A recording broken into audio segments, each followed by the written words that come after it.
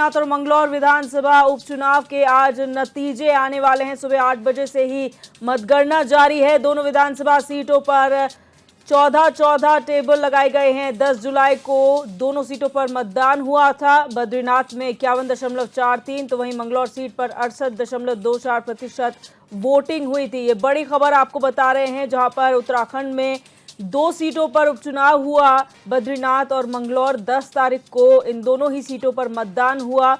वहीं आज यानी 13 जुलाई को यहाँ पर मतदान के जो नतीजे हैं वो सामने आने वाले हैं। मतगणना सुबह 8 और आपको बता दें कि दोनों ही विधानसभाओं में 14 टेबल लगाए गए हैं मतगणना के लिए। और मत प्रतिशत की अगर बात की जाए तो बद्रीनाथ में 51.43% वोट पड़े, तो वहीं मंगलौर सीट पर 68.24% वोटिंग हुई।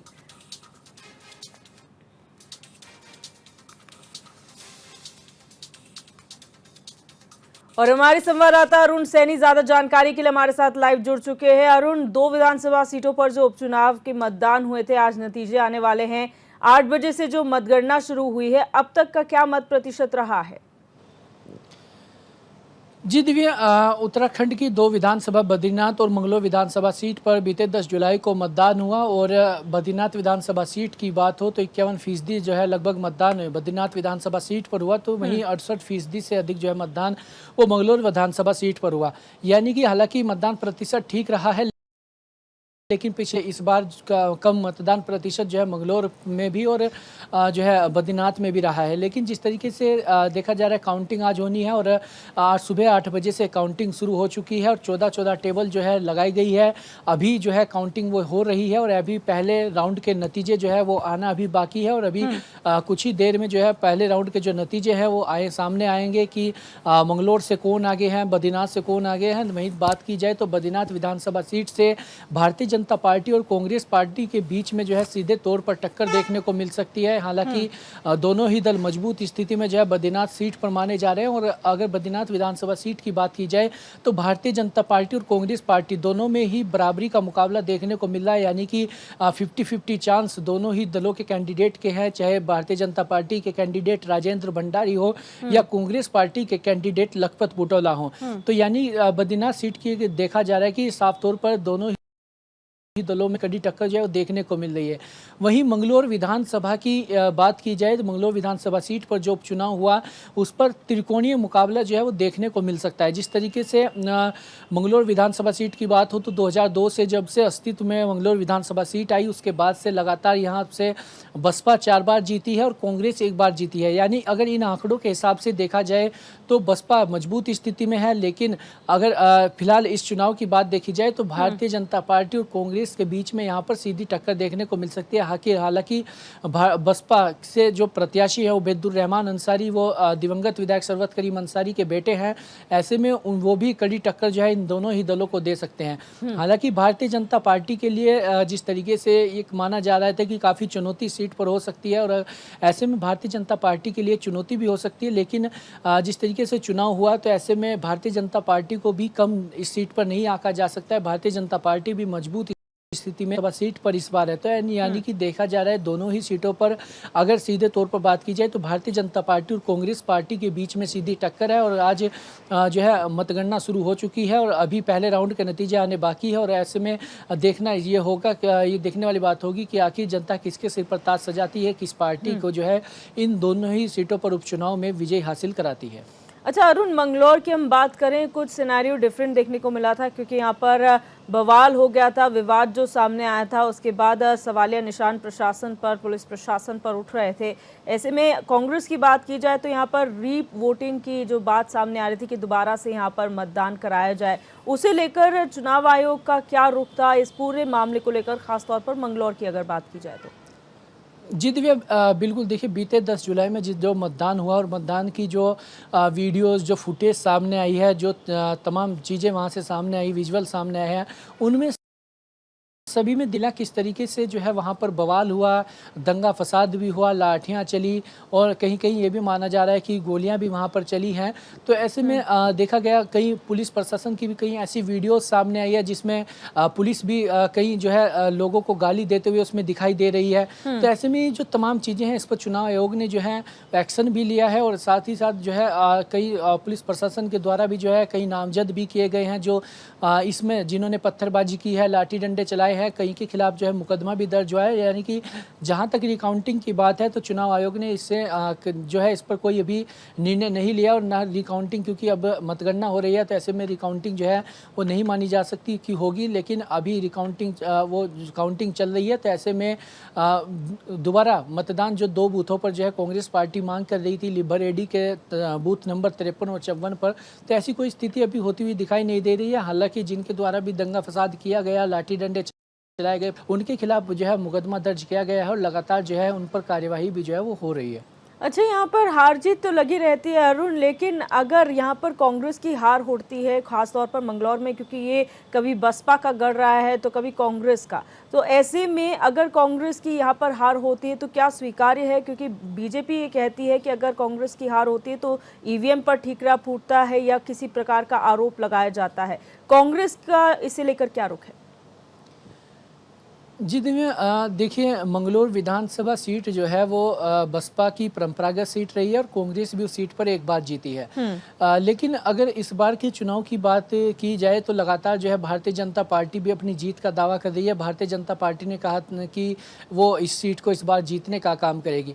लेकिन जिस तरीके से 10 जुलाई का जो पूरा मंजर देखने को मिला, पूरे दिन जो गतिविधियाँ रही, जो फुटेज वहाँ से सामने आई, उससे देखकर ये लगता है क्योंकि जो है यहाँ पर हार होती है तो भी कांग्रेस जो है इसे अस्वीकार करने का काम करेगी, क्योंकि जिस तरीके से कांग्रेस पार्टी लगातार सत्ता पक्ष पर सवाल खड़े कर रही है, लगातार ये कह रही है कि यहाँ पर जो है सत्ता पक्ष के संरक्षण में तमाम ऐसी चीज़ें हुई हैं, चाहे दंगा फसाद की बात हो, पुलिस प्रशासन के द्वारा लोगों का उत्पीड़न हो, ये तमाम ऐसी चीज़ें, इनका आरोप कांग्रेस पार्टी लगातार सत्ता पक्ष पर लगा रही है। और कांग्रेस पार्टी के अध्यक्ष करण मारा का ये भी कहना है कि कांग्रेस पार्टी जो फुटेज वहाँ से आई है, कई फुटेज अभी भी ऐसी है जो कांग्रेस पार्टी लेकर कोर्ट में जाएगी। तो यानी कि देखा जा सकता है कि आगे भी ये लड़ाई जो है वो लंबी चलने वाली है और परिणाम आने के बाद भी कांग्रेस पार्टी का क्या रुख रहता है, कांग्रेस पार्टी आगे क्या एक्शन लेती है, किस तरीके से कोर्ट में जाती है या क्या कुछ करती है, ये भी आने वाले समय में जो है वो देखने वाली बात होगी, जब पूरी स्थिति जो है आज शाम तक जो है वो क्लियर हो जाएगी कि आखिर इन दोनों सीटों पर किसकी जो है जीत हुई है। वहीं बद्रीनाथ अगर विधानसभा सीट की बात की जाए तो वहां पर मतदान जो हुआ है था 10 जुलाई को, वो बिल्कुल शांतिपूर्ण तरीके से मतदान हुआ और काफी अच्छे तरीके से जो है बद्रीनाथ विधानसभा सीट पर मतदान जो है वो पूरा हुआ। लेकिन मंगलौर विधानसभा सीट पर जिस तरीके से दंगा फसाद और जो है लड़ाई झगड़े देखने को मिले, बवाल वहां पर देखने को मिला, ऐसे में मंगलौर सीट को लेकर कांग्रेस पार्टी अभी भी जो है सत्ता पक्ष पर आरोप लगा रही है और ऐसे में लगातार वो चुनाव आयोग से भी मांग कर रही है, पुलिस प्रशासन से मांग कर रही है और हो सकता है कि कांग्रेस पार्टी आने वाले समय में इसको लेकर जो है कोर्ट में भी जाए। जी, बहुत शुक्रिया हमारे साथ जुड़ने के लिए अरुण और तमाम जानकारी साझा करने के लिए। तो यहाँ पर मंगलौर और बद्रीनाथ विधानसभा सीटों पर हुए उपचुनाव के आज नतीजे आने वाले हैं। 10 जुलाई को मतदान हुआ था और अब मतगणना चल रही है सुबह 8 बजे से ही। हालांकि पहले राउंड की जो मतगणना हो चुकी है उसके नतीजे आने अभी बाकी है। हमारे संवाददाता मनोज कश्यप हरिद्वार से हमारे साथ जुड़ चुके हैं। मनोज, जानकारी चाहेंगे, सुबह 8 बजे से जो मतगणना चल रही है इस वक्त मतगणना का प्रतिशत कितना है, कितने प्रतिशत मतगणना हो चुकी है और नतीजे क्या कहते हैं उसमें?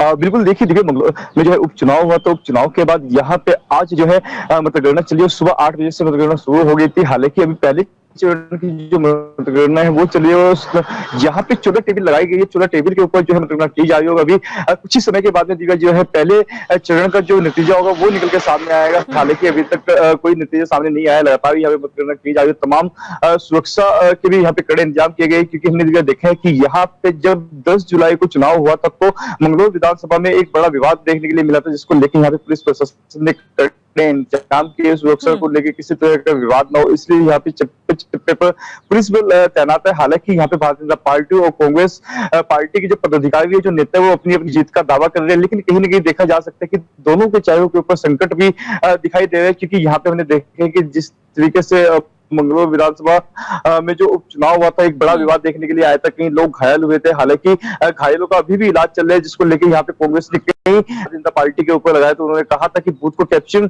करने का जो है कोशिश की गई थी, बूथ को कैप्चर करने का प्रयास किया गया था, भारतीय जनता पार्टी के ऊपर ऐसे आरोप लगाया था। यहाँ पे जो स्थानीय लोग थे उन्होंने भी ऐसे आरोप लगाए थे भारतीय जनता पार्टी को लेके कि यहाँ पे जो भाजपा के जो वोटर थे, वो कांग्रेस वोटरों को वोट नहीं डालने दिया जा रहा था, उनके सबूतों को रोकने का प्रयास किया जा रहा था। हालांकि दिव्य, ये बड़ा ही मजेदार चुनाव होने वाला है और इसका जो रिजल्ट रहेगा वो भी मजेदार रहेगा, क्योंकि यहाँ पे मंगलौर चुनाव जो चुनाव है उसको लेकर जो उसका रिजल्ट आने वाला है, सब लोगों की निगाह उस पर टिकी हुई, क्योंकि हमने देखे कि लगातार यहाँ पे जब से राज्य का गठन हुआ था आज तक भारतीय जनता पार्टी ने अपना खाता इस पे नहीं खोला है। अब देखने वाली बात ये होगी कि यहाँ जिस तरीके से भारतीय जनता पार्टी ने दावा किया था कि इस बार मंगलौर उपचुनाव में जो है भारतीय जनता पार्टी सीट अपने नाम कर लेगी, तो कहीं ना कहीं देखना बड़ा दिलचस्प रहेगा कि किस तरीके से इस बार का ये चुनाव रहने वाला है।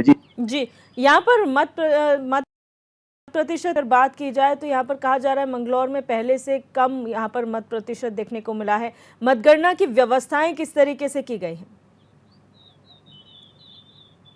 बिल्कुल, देखिए दिव्या, हमने देखा था कि जब यहाँ पे अब से पहले जो विधानसभा चुनाव है तो उसमें करीब 75% तक यहाँ पे मतदान किया गया था, लेकिन इस बार यहाँ पे विवाद हुआ कुछ समय के लिए, वो उसको लेके यहाँ पे थोड़ा सा जो प्रतिशत था वो मतदान किया जाता वो बाधित भी हुआ था, जिसको लेके यहाँ पे थोड़ा सा जो प्रतिशत था वो जो घटा था, क्योंकि यहाँ पे इस बार 68% ही जो वोट थे वो डल पाए थे। हालांकि प्रशासन के द्वारा कड़े इंतजाम किए गए थे, ऐसा दावा किया जाता, लेकिन उसके बावजूद यहाँ पे मतदान के दौरान बूथ कैप्चरिंग जैसे आरोप लगे, तो यहाँ पे कहीं ना कहीं जो बूथ थे वो प्रभावित थे, कुछ समय के लिए वोटिंग को रोका गया था।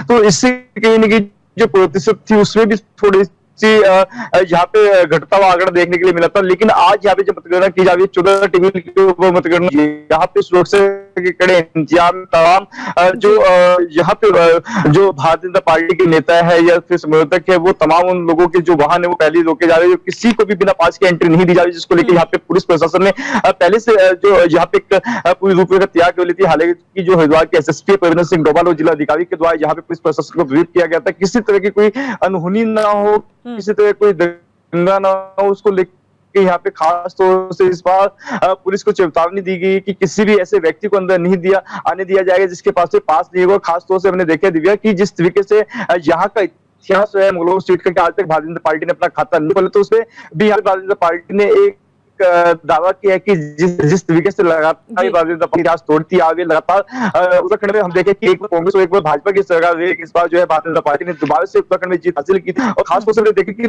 लोकसभा चुनाव में भी जो उत्तराखंड की 5 लोकसभा सीट है उसमें भी भारतीय जनता पार्टी ने जीत हासिल, इसी का जो भारतीय जनता पार्टी ने यहाँ पे किया है कि ये जो मंगलौर में उपचुनाव है जो वो सीट भी भारतीय जनता पार्टी के खाते में जाएगी। लेकिन कहीं ना कहीं यदि ऐसा है तो जो कांग्रेस है वो शांत नहीं बैठेगी, लेकिन आरोप भारतीय पार्टी के ऊपर ना जाएगी, क्योंकि लगातार मंगलौर सीट से जो है कांग्रेस प्रत्याशी काजी निजामुद्दीन थे भारतीय जनता पार्टी के ऊपर कई तरह के आरोप लगा रहे थे। उनका ये भी कहना था कि उसको कैप्चर करने का प्रयास किया गया था, जो कांग्रेस वोटर थे उनको वोट नहीं डालने दिया जाता। हालांकि जो वीडियो सोशल मीडिया पर वायरल हुई थी उनमें साफ तौर से देखा जाएगा कि जो महिला वोटर थी उनके ऊपर पत्थर लाठी डंडे बरसाए गए थे, लोग इसमें घायल हुए थे दिव्या। तो कहीं न कहीं जो ये आरोप थे कई हद तक जो है कहीं न कहीं सही भी साबित होते वीडियो के आधार पे। हालांकि पुलिस प्रशासन ने अब इस पूरे मामले में जो 100 से अधिक लोगों के खिलाफ मुकदमा दर्ज कर दिया है। हल्का दरोगा की तहरीर और गवर्नमेंट की तहरीर मुकदमा लिखा गया। लगातार भी जो पुलिस है वो सीसीटीवी कैमरे वायरल वीडियो के आधार पे जो लोग थे दंगा भड़काने की कोशिश कर रहे थे उनको चिन्हित करके उन लोगों के खिलाफ कार्रवाई करने का प्रयास भी कर रही है। जी दिव्या, बहुत शुक्रिया के लिए और तमाम जानकारी साझा करने के लिए।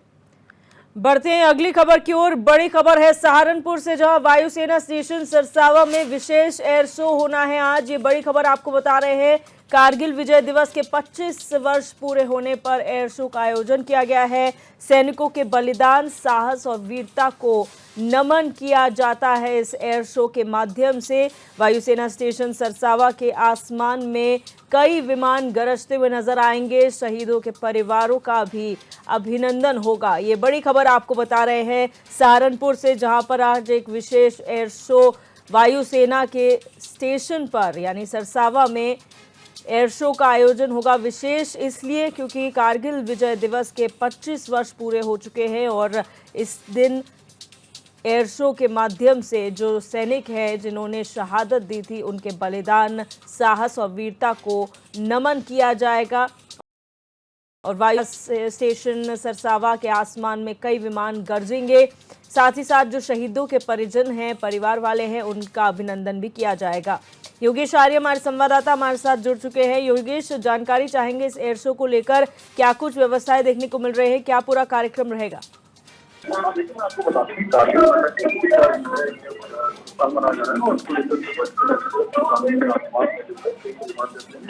माफ कीजिएगा योगेश, आपकी आवाज हम तक साफ तरीके से नहीं पहुंच पा रही है। और आपको बता दें कि यहाँ पर वायुसेना स्टेशन सरसावा में आज एक महत्वपूर्ण कार्यक्रम आयोजित हो रहा है। एक भव्य एयर शो का आयोजन हो रहा है जहां पर कारगिल विजय दिवस के 25 वर्ष पूरे होने पर यह कार्यक्रम का आयोजन किया जा रहा है। और इस मौके पर जो सैनिक हैं जिन्होंने अपनी शहादत कारगिल के दौरान दी थी, उनके बलिदान, उनके शौर्य को सम्मानित किया जाएगा। याद के साथ शहीदों के परिवारों का भी अभिनंदन होगा।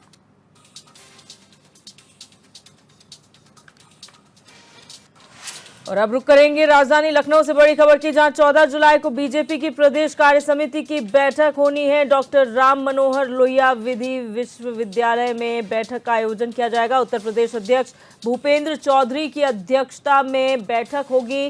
बीजेपी राष्ट्रीय अध्यक्ष जेपी नड्डा भी इसमें शामिल होंगे। सीएम योगी, डिप्टी सीएम केशव प्रसाद मौर्य, ब्रजेश पाठक इसमें शामिल होंगे। ये बड़ी खबर आपको बता रहे हैं राजधानी लखनऊ से, जहां पर 14 जुलाई को बीजेपी प्रदेश कार्य समिति की महत्वपूर्ण बैठक होनी है। और डॉक्टर राम मनोहर लोहिया विधि विश्वविद्यालय में ये बैठक का आयोजन किया जाएगा, जिसमें उत्तर प्रदेश के अध्यक्ष भारतीय जनता पार्टी भूपेंद्र चौधरी मौजूद रहेंगे और उस बैठक की अध्यक्षता करेंगे। इसके अलावा बीजेपी राष्ट्रीय अध्यक्ष जेपी नड्डा इसमें शामिल होंगे। सीएम योगी, डिप्टी सीएम केशव प्रसाद मौर्य और ब्रजेश पाठक इसमें शिरकत करेंगे। हमारे यूपी हेड प्रदीप आनंद श्रीवास्तव हमारे साथ फोन लाइन पर जुड़ चुके हैं। प्रदीप, जानकारी चाहेंगे इस कार्य समिति की बैठक को लेकर जो 14 जुलाई को होनी है। ये बिल्कुल दूरदर्शन बता दूं आपको कि ये पूरी बैठक है 14 जुलाई यानी कल के दिन होनी है। और इसका जो है खाका बहुत पहले से बन चुका था और चुनाव के बाद ये बहुत पहले हो जाना चाहिए था, लेकिन अब जो है समय के अनुसार हो रहा है। सबसे बड़ी बात है कि हंस बोले तत्व इसमें शामिल होंगे, जो कि ये इंगित करता है कि उत्तर प्रदेश में संगठन को मजबूती प्रदान करने के लिए ये लोग अब बड़े स्तर पर तैयारी कर रहे हैं। निश्चित रूप से अगर हम देखें तो इसमें चूंकि दोनों डिप्टी सीएम रहेंगे, योगी आदित्यनाथ मुख्यमंत्री खुद मौजूद रहेंगे, भूपेंद्र चौधरी रहेंगे। उत्तर प्रदेश में जिस चुनाव में बीजेपी को करारी हार मिली थी, 40 सीटों का नुकसान हुआ था, उसकी भरपाई 2027 है। 2027 चूंकि उत्तर प्रदेश में विधानसभा में फिर से बीजेपी काबिज होना चाहेगी, उसकी तैयारी वो अभी से कर रही है।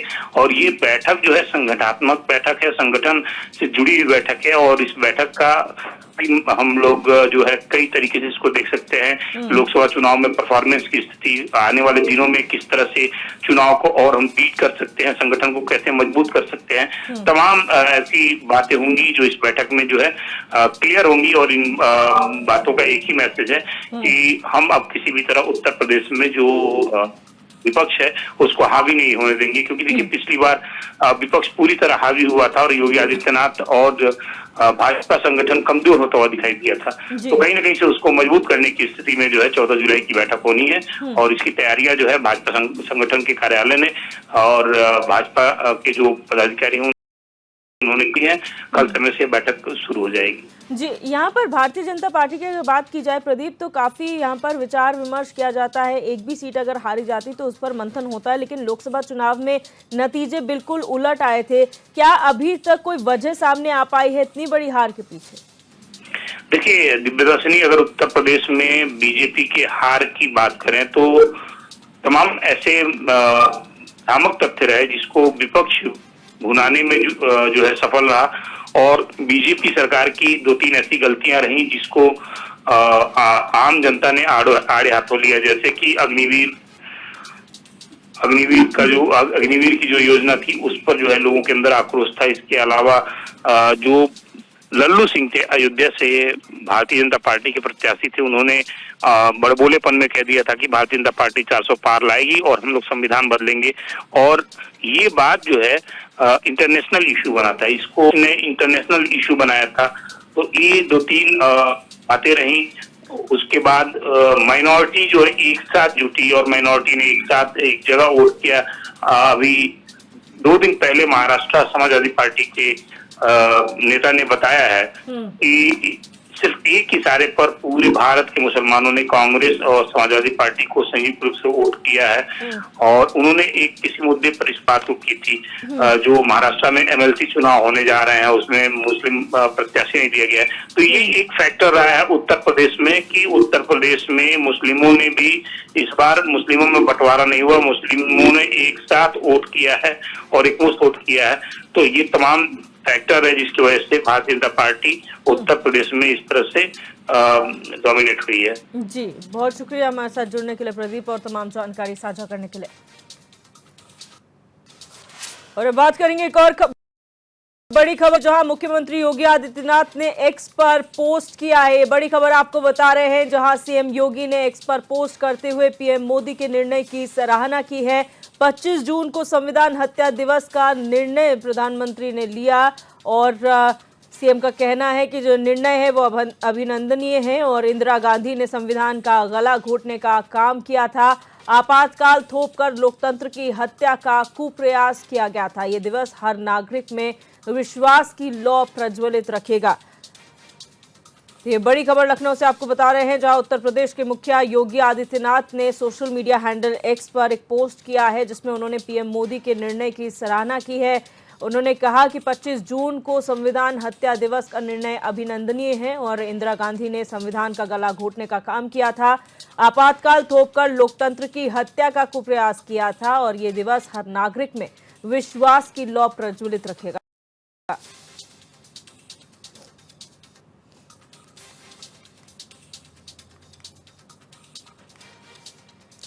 खबर बलिया से है, जहां घाघरा नदी का जलस्तर बढ़ने से भूमि का कटान लगातार जारी है। घाघरा नदी का जलस्तर बढ़ने के बाद किसानों की उपजाऊ भूमि भी नदी में समा गई है।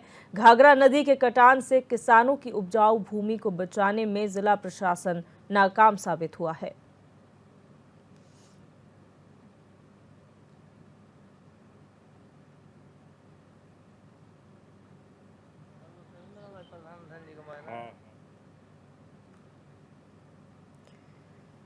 खबर गोंडा से है, जहां घाघरा नदी खतरे के निशान से 2 सेंटीमीटर ऊपर बह रही है। नदी के लगातार बढ़ते जलस्तर को लेकर गोंडा जिला प्रशासन अलर्ट मोड पर है। जिला प्रशासन द्वारा तटीय गांव में मुनादी कराकर ऊंचे स्थान पर जाने की गांव वालों से अपील भी की जा रही है। वहीं घाघरा नदी के स्तर को लेकर नदी के किनारे बने हुए पक्के मकानों को लोग खुद अपने हाथों से तोड़ रहे हैं। लोग अपने परिवार के साथ अपने पक्के मकान को तोड़कर इसलिए हटा रहे हैं क्योंकि नदी के चपेट में आने से उनके पक्के मकान काट कर बह जाएंगे।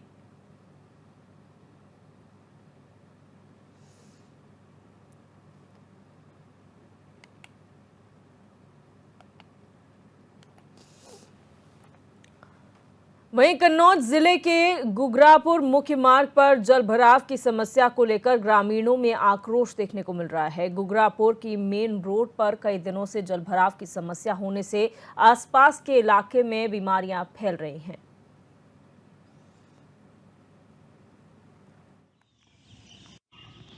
जलभराव की समस्या है। ये पीडब्ल्यूडी का रोड है और यहाँ पर इधर उधर से पूरी गंदगी जमा हुई है सभी ग्रामीण वासियों के। इसके बाद सभी आने जाने वाले लोग इसमें परेशान होते हैं। तमाम तो बाइक वाले इसमें गिर गए। गहरा है, पानी निकलने कोई रास्ता नहीं है। उसके बाद तमाम बीमारियां लगने की संभावना, कीड़ा मकोड़े सब अगल बगल हैं। पानी निकलना बहुत ज़रूरी है, अगर नहीं निकला और सांप कीड़े सब पानी की वजह से घुसते हैं।